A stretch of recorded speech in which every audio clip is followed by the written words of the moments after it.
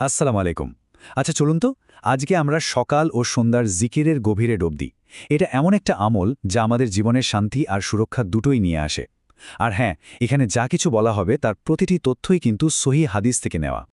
আমরা সবাই তো চাই আমাদের চারপাশের এই ব্যস্ত খেয়টিক পৃথিবীতে একটু শান্তিতে থাকতে, নিরাপদে থাকতে।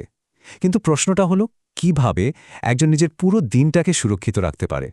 এর উত্তরটা কিন্তু আমাদের ধারণার চেয়েও অনেক সহজ আর সুন্দর। আর সেই উত্তরটা হলো সকাল ও সন্ধ্যার জিকির। এটাকে জানিতে ঠিক একটা আধ্যাত্মিক ঢালের মতো করে ভাবা যায়, একটা অদৃশ্য বর্ম যেটা সারা দিন আর সারা রাত ধরে আমাদের জন্য একটা সুরক্ষার বলয় তৈরি করে রাখে। হ্যাঁ, এই আধ্যাত্মিক ঢাল কিন্তু শুধু কথার কথা না, এটা আমাদের জীবন, আমাদের পরিবার আর আমাদের রিজিকের ওপর আল্লাহর পক্ষ থেকে আসা এক বিশেষ সুরক্ষা। এখানে রিজিক বলতে কিন্তু শুধু টাকা পয়সা না, বরং আল্লাহর দেওয়া সব নিয়ামতকেই বোঝানো হচ্ছে।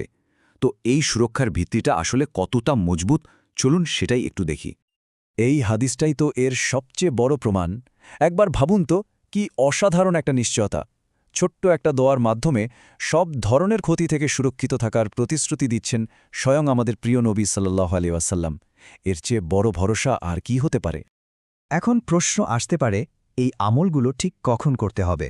তো আলেমদের মতে সকালের জিকিরের জন্য সবচেয়ে সেরা সময় হল ফজরের পর থেকে সূর্য ওঠা পর্যন্ত, আর সন্ধ্যার জিকিরের জন্য হল আসরের পর থেকে সূর্যাস্ত পর্যন্ত।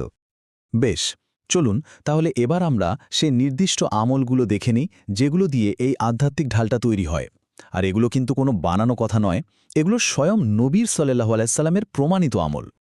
তালিকার একদম শুরুতেই আছে আয়াতুল কুরসি। এটা কিন্তু শুধু একটা আয়াত না, এটা হলো আল্লাহর অসীম ক্ষমতা, তার করুণা আর তার সুরক্ষার এক জীবন্ত ঘোষণা। এর ফজিলতটা একবার দেখুন। যে ব্যক্তি সকালে আর সন্ধ্যায় এটা পাঠ করবে, সে সরাসরি আল্লাহর নিরাপত্তায় চলে আসবে। ভাবা যায়, এর চেয়ে বড় সুরক্ষা তো আর কিছুই হতে পারে না, তাই না? এরপর আসছে কোরআনের শেষ তিনটি সূরা, মানে সূরা আল ইখলাস, আল ফালাক আর আন-নাস। এগুলোকে অনেকে থ্রি কুলসও বলে, কারণ তিনটি সূরাই কুল শব্দটা দিয়ে শুরু হয়েছে। আমাদের রাসূলুল্লাহ সাল্লাল্লাহু আলাইহি ওয়াসাল্লাম প্রতিদিন এগুলো পাঠ করতেন। এই তিনটা সূরা যে কতটা শক্তিশালী তা শুনলে অবাক হতে হয়।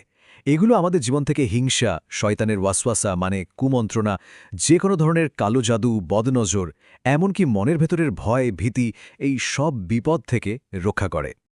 এরপরে দোয়াটি হল আল্লাহর ওপর ১০০ ভাগ ভরসা রাখার একটা অসাধারণ ঘোষণা। দোয়াটা হল হাসবি আল্লাহু লা ইলাহা ইল্লাহু আলাইহি তাওয়াক্কালতু ওয়া হুয়া রব্বুল আরশিল আযীম। এর মানে হল, আমার জন্য আল্লাহই যথেষ্ট, তিনি ছাড়া কোনো উপাস্য নেই, আমি তার উপরই ভরসা করি এবং তিনি তো মহান আরশের অধিপতি। আর এর প্রতিদানটা তো এক কথায় অবিশ্বাস্য। যে ব্যক্তি সকালে ৭ বার আর সন্ধ্যায় ৭ বার এটা পড়বে, আল্লাহ নিজেই তার দুনিয়া আর আখেরাতের সমস্ত বিষয়ের জন্য যথেষ্ট হয়ে যাবেন। তার আর কোনো চিন্তাই থাকবে না। এটা হলো আমাদের ঈমানের মূল ভিত্তি, আল্লাহর একত্ববাদের ঘোষণা, আর এই জিকিরের পুরস্কারও অপরিসীম। একবার শুধু ভেবে দেখুন, মাত্র কয়েক মিনিটের এই আমলে কত বিশাল পুরস্কার। 10টা নেকি যোগ হচ্ছে, 10টা গুনাহ মাফ হয়ে যাচ্ছে, আর সেই সাথে একজন দাস মুক্ত করার মতো বিশাল সোয়াবও পাওয়া যাচ্ছে। সুবহানাল্লাহ! এই আমলগুলো কিন্তু শুধু সুরক্ষার জন্যই না, এগুলো আমাদের জীবনে বরকত আর প্রশান্তিও নিয়ে আসে। চলুন দেখি এর ফলগুলো আসলে কি কি। প্রথমত, এটা শয়তান, জিন আর বদনজর থেকে সুরক্ষা দেয়, মানে আমাদের চারপাশের অদৃশ্য বিপদ থেকে রক্ষা করে। দ্বিতীয়ত, রিজিকে বরকত নিয়ে আসে, আমাদের সম্পদে প্রাচুর্য আসে।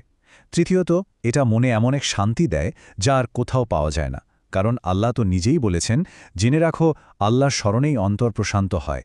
আর সবশেষে, এটা আমাদের দুশ্চিন্তা দূর করে মনোবল এতটাই বাড়িয়ে দেয় যে প্রতিদিনের চ্যালেঞ্জগুলো মোকাবেলা করা অনেক সহজ হয়ে যায়।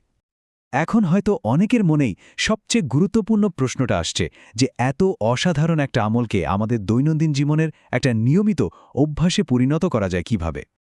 এর জন্য ৩টা সহজ ধাপ ফলো করা যেতে পারে। ১. ফজর আর আসরের পর মাত্র ১০ থেকে ১৫ মিনিট সময় বের করে নিন। ২. শুরুতে যদি কঠিন লাগে তাহলে রেকর্ড করা জিকির শুনে শুনে অভ্যাস করতে পারেন। আর ৩. একবারে সবকিছু মুখস্থ করার চাপ না নিয়ে ছোট ছোট দোয়াগুলো দিয়ে শুরু করুন।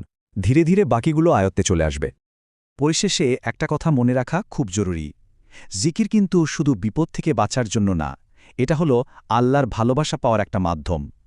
কারণ আল্লাহর কাছে সবচেয়ে প্রিয় কাজগুলোর একটা হলো যখন তার বান্দা তাকে স্মরণ করে। তাই আসুন আমরা নিজেদেরকেই প্রশ্ন করি, আমাদের দিনের শুরু আর শেষ কি সত্যিই সুরক্ষিত? এই আধ্যাত্মিক ঢালটা কি আমরা প্রতিদিন নিজেদের জন্য তৈরি করছি? উত্তরটা কিন্তু আমাদের নিজেদেরই খুঁজে বের করতে হবে।